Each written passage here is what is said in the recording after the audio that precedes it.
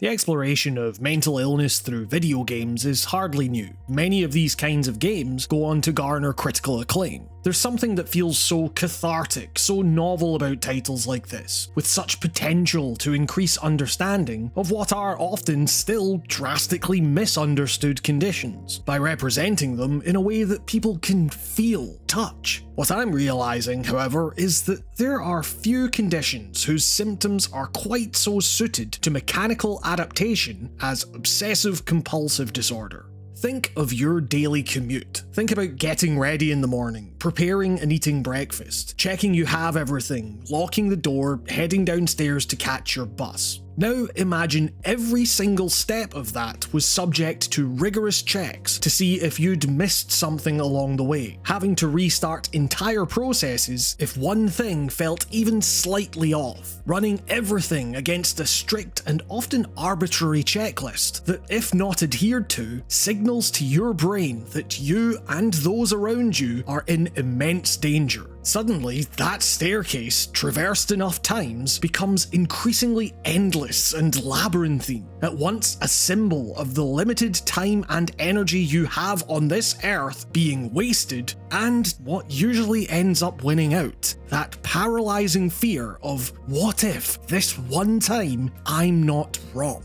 And so, what better way to represent that condition than through the mechanics of the most tedious video game you've ever played?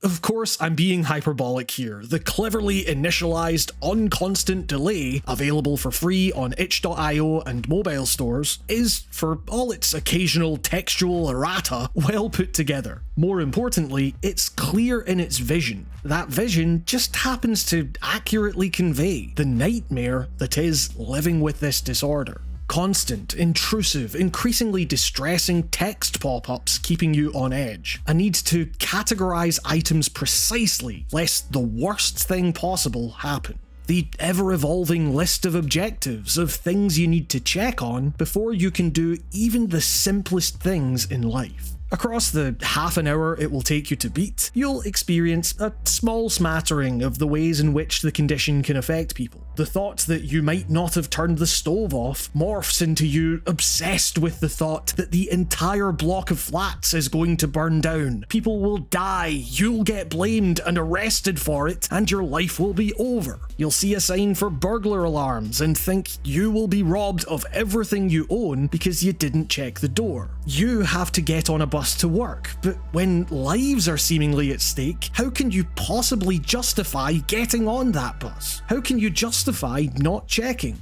Hell, now you've got an objective telling you to. You can't progress until it's done.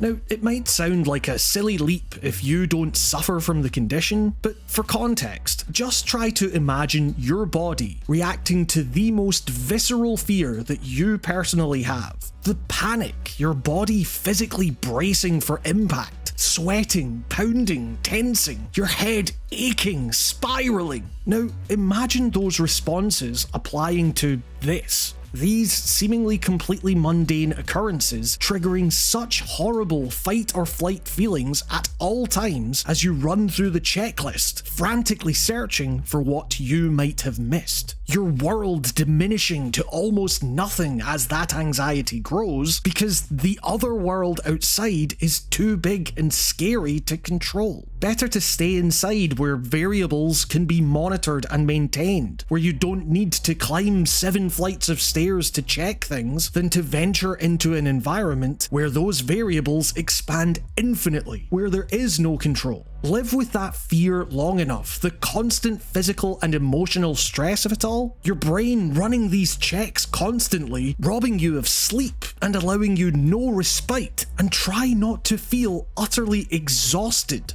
Unconstant delay does a surprisingly good job of capturing what that fear looks like, because, well, it absolutely sucks. That thought of having to climb the staircase again, having to skip through all those text boxes alerting you to the horrible things you've heard a million times before, but that never lose any of their graphic impact. That knowledge, that intense shame that comes from feeling like you can't resist it, like you can't exist in the way that everyone around you seems perfectly able to. The fear might be too powerful otherwise. As someone who's been in treatment for a couple of years now, it felt nice to see at least some aspects of my day-to-day represented in a way that other people might be able to understand. It comes from an earnest place and is certainly worth checking out if you have half an hour to spare. That said, I'll admit I got to the end of its 3 chapters and found myself back at that main menu feeling a little empty. The wind gets ripped from your sails a bit. It feels like there should be so much more, and then there just isn't. At the end of those 3 chapters, the bus your condition keeps causing you to miss is now waiting right there. Your anxiety meter is full as usual as you panic about how you might have, and therefore definitely have, contaminated the Christmas cookies you gave to the downstairs neighbours. What started as a nice gesture, now tainted as an act of indescribable malice and violence. As you prepare to scale, once again, that dreaded flight of stairs to wrestle the treats back, causing untold social awkwardness along the way at the behest of a threat that you can't trust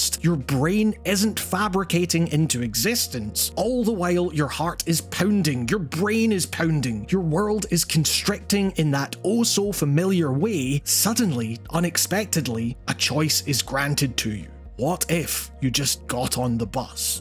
Click that button, you get on the bus, and after some reassuring text, you're booted back to the menu. The game, by all accounts, has ended. Surely there's more to say, right? More aspects of the condition to represent? More pain to be put on screen? More time to be spent on these horrors? And it was here that I started to realise that, hey, maybe that's the point. In treatment, a surprisingly difficult thing to wrap my head around was the notion of time in relation to all of this. Specifically, how much of my limited time on this earth I have lost to rituals, rumination, obsessively scanning for, and as far as OCD is concerned, protecting myself from threats that don't actually exist, or whose danger has been massively expanded in my brain. It is a wild thing to have it laid out for you, the extent to which what you have experienced as mundanity, albeit a terrifying version of it, has actually been a prison sentence of sorts. You have been living incarcerated by your own mind. All that life gone.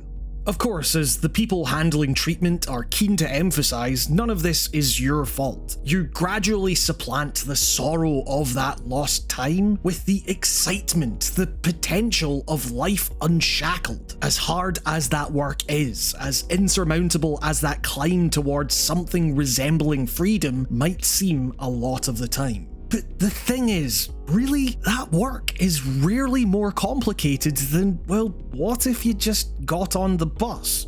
One of the main treatments offered for OCD is ERP, or exposure and response prevention. With your therapist, you identify your OCD triggers and procedurally expose yourself to them, directly confront them, with the view being that over time, your body and mind will adjust to the novel reality that you are not in the kind of danger your brain convinced you were. For example, among many other things, contamination is a major problem for me in navigating the world. I worry that I'll become unbelievably sick and infect all my loved ones who will, of course, die horribly as a result. So my therapist had me grab a banister and then put my hand on my face and tongue. It can get pretty weird. But it all stems from this notion that your OCD, your obsessions and compulsions, don't actually have any inherent meaning. Your brain, your actions give them that meaning. And every single time you engage in those compulsions, even if it grants you what feels like a temporary relief, you further cement that meaning, that imagined danger.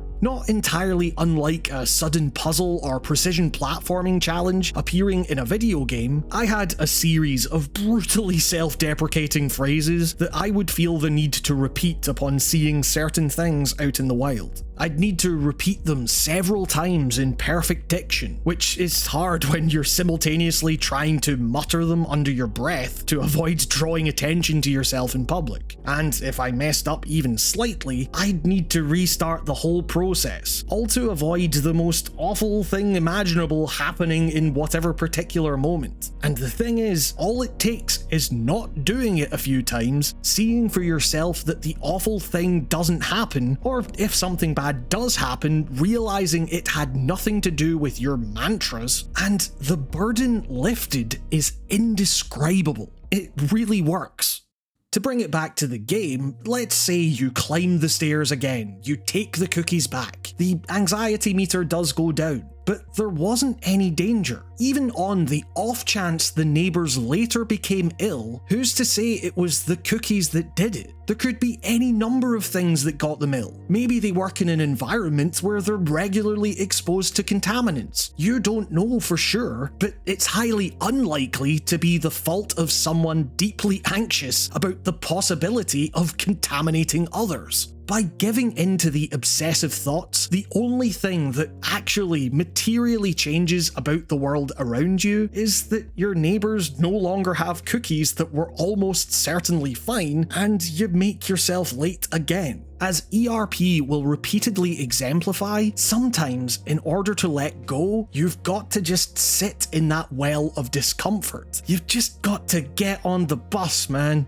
In the game, you clicked a button. If you don't suffer from this condition, you might think, well, of course I'm going to get on the bus, why wouldn't I? And if you do suffer from it, as was my initial reaction, it might feel like the simplicity of that decision and resultant action trivializes the very real feelings of terror that can accompany those constant, graphic, intrusive thoughts. But again, at the end of the day, you got on the bus. Progress, as frustrating as it so often is with OCD, rarely feels monumental in the moment. The anxiety doesn't just disappear immediately, but you moved forward. You chipped away at the bogus notion that these intrusive thoughts have any meaning, and by extension, you wrestle yourself even gradually from their control. And hey, sometimes it might seem too hard. Sometimes you might go back and take the cookies. Even then, hopefully you'll find that when you let people in on what you're dealing with, when you resist the urge to shrink your world, people are generally more supportive than you might think. You've got to take progress where you can find it. Tomorrow is a new day, a new chance.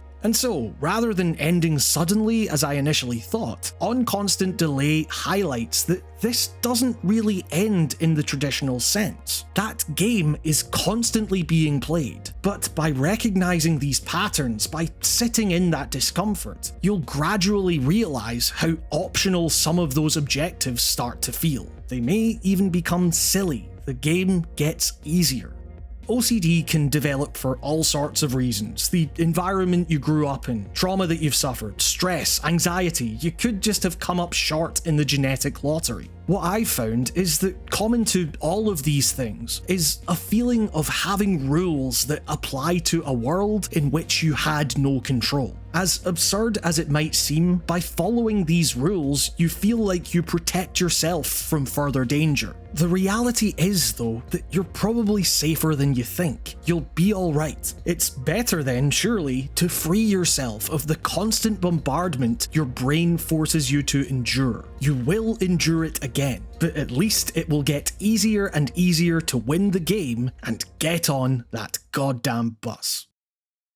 Thanks so much for watching. Sorry I haven't uploaded much lately, I've been away on tour, but I've got a whole lot of super exciting things I'm working on right now that I hope you'll stick around for. With that in mind, if you liked the video, you can help me out by liking, subscribing, becoming a channel member via the join button, and even hyping now, which apparently costs you nothing if that option is available to you. It all helps more than you know. A massive thanks as well to my patrons, who you can see on screen and are all getting access to exclusive, fully produced videos that aren't available here. Your continued support on Patreon Patreon.com/writingongames is what allows me to keep going with the work I do on this channel, and I seriously cannot express how grateful I am for that. You are all the best. Special thanks go to Alistair Dunn, the hottest tour manager ever, Tobias Holmbeck, Alex O'Sullivan, Allride, Brendan Hess, Bryce Snyder, Cameron Siniceros, Charles J. Liu, Charlie Kimball, Christopher Faherty, Dallas Keane, Danis Sikauskis, David Björk, David Butkus, Dolly Bowman, Ewan Patterson, Leah Chinello, Lynn Browning, Luke Shaw, Mark B. Writing, Mason Miller, Matthew Grover, Michael Tritt, Rickety Cricket, Thomas Ife, Timothy Jones, Vitautis Catharsis, Young Condor, and Charlie Yang. And with that, this has been another episode of Writing on Games. Thank you all so much for watching, stay safe, and I will see you all next time.